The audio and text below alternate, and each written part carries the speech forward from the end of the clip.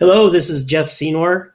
I'm going to show you how to input a scatter plot into the TI Inspire calculator. So let's go ahead and get started with that. So what we're going to do, first thing we're going to do is we're going to go to this list and spreadsheet application down here. It's the green application at the bottom. And first thing we're going to do is we're going to make ourselves a little table here. Of course, we got to go and label our columns.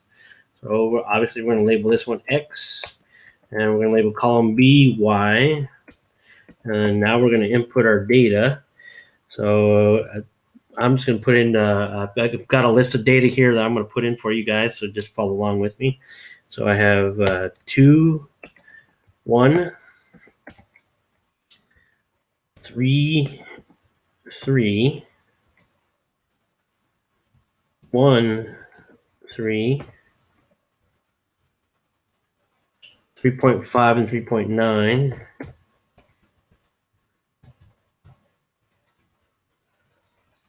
4.6,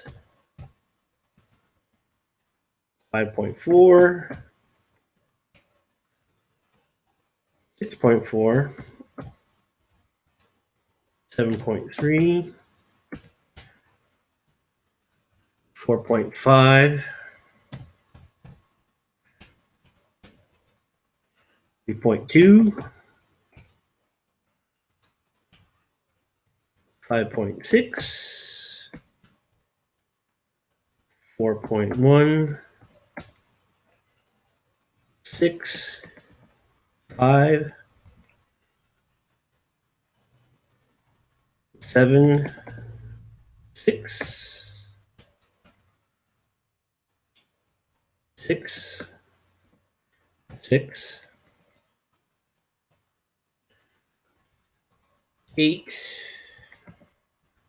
8, 8.6, 6.4, 7.4, and 8.6. So we put in 14 coordinate pairs. Let's see, 1, 2, 3, 4, 5, 6, 7, 8, 9, 10, 11, 12, 13, 14. Okay, so I got them all in. All right, so now we've put in all of our data. We've labeled our columns. So now let's go ahead and we're going to go to the home key. So I'm going to press the home key. It'll turn red. That way you can see what we clicked on. And instead of doing any of these applications here, we're going to go to this application, which is, I'm actually going to arrow over so you can see, because at the bottom it highlights and tells you what it is. So if I'm going to arrow over one time, well, that was one too many times. So now I'm on this application here, and it's add data and statistics to new document. So that's what I want to do. So I'm going to go ahead and click enter. And there we go. So I took all 14 points or coordinate pairs that we've entered and put it into a data plot. Now, again, at the bottom, we want to click on this, and we want to make this our x-axis because that is our horizontal axis. So it lines up the dots really neatly there at the bottom, but then we have to put in our y-axis. So click on where it says click to add variable, click on that, and I'm going to click on y. And now we have our scatter plot. So all those 14 points that we entered into that list, it's plotted them into a nice little graph for us. Now, if you look at it, you can kind of see that almost if you're going from left to right, as you read the graph from left to right, it kind of looks like the dots are kind of going up as you go along the graph. Well, we're going to enter in a line of regression or a line of best fit. The way you do that is we're going to go to menu on the calculator. I'm going to click on menu. And then I'm going to go down to number 4 for analyze. I'm going to click 4. And then I'm going to go down to regression, number 6. I'm going to click on number 6. And of course, what are we seeing in our class? The only thing that we're working with is y equals mx plus b. So naturally, we're going to choose number 1 for show linear mx plus b. So I'm going to choose number 1. And there you go. It automatically puts in a line of best fit. It also gives us a nice little equation for us. Okay. Now there's a lot of decimal places within those numbers. I'll show you how to kind of fix that at the end, but we'll just stick with that for now. But you guys should already know that y equals mx plus b. So what's in front of x? The number in front of x is your slope, and the plus b, that's going to be your y-intercept. So that's where it's crossing our y-axis at 0.77.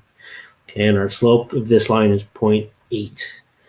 Okay, so that's a neat little thing that we can do with the calculator. Also, what we're going to do is we're going to press the home key one more time. So let's go back to the home key. And this time I want you guys to enter in a calculator page. So let me arrow over so you can see it. Okay, so we're going to add calculator to new document. Okay, so I'm going to go ahead and click on that. Okay, and then now what I'm going to do is I'm just going to go ahead and press menu. And this time I'm going to go down to number 6 for statistics. So you can see that, statistics, number 6. And I'm going to stay at number 1 for stat calculations right here.